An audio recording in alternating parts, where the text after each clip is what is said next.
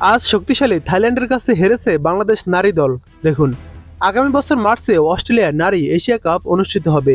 সেই টুর্নামেন্টের প্রস্তুতির জন্য বাংলাদেশ নারী ফুটবল দল থাইল্যান্ডে দুটি প্রীতি ম্যাচ খেলবে। আজ ব্যাংককে অনুষ্ঠিত প্রথম ম্যাচে বাংলাদেশ ৩-০ গোলে হেরেছে থাইল্যান্ডের কাছে। ম্যাচের প্রথমার্ধে বাংলাদেশ ১ গোলে পিছিয়ে ছিল। দ্বিতীয়ার্ধে স্বাগতিক দল আরও ২ গোল দেয়। ৩-০ ব্যবধানে মাঠ ছাড়তে হয় বাংলাদেশকে।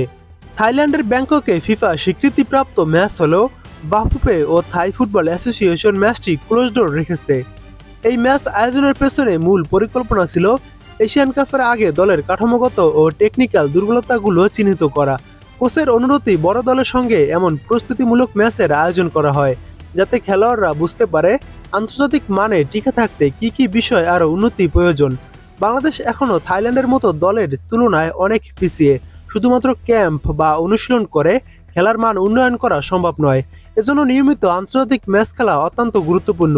প্রতিটি ম্যাচ থেকে নতুন কিছু শেখার সুযোগ আসে, আর সেখানেই লুকিয়ে থাকে উন্নতির পথ।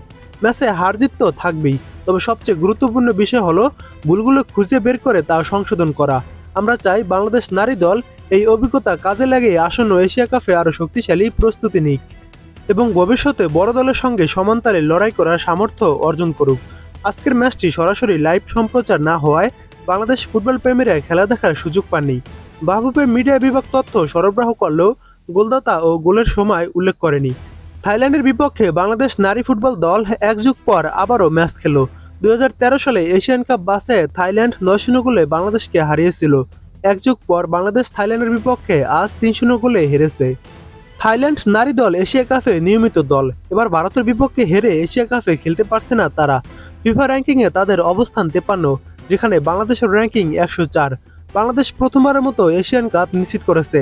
গত জুলাই ঋতুপর্ণা আইফেদাদের নারী এশিয়ান কাপ খেলা নিশ্চিত হয়। এরপর আজই আন্তর্জাতিক ম্যাচ খেলতে নেমেছে তারা এবং পরবর্তী ম্যাচ ২৭শে অক্টোবর।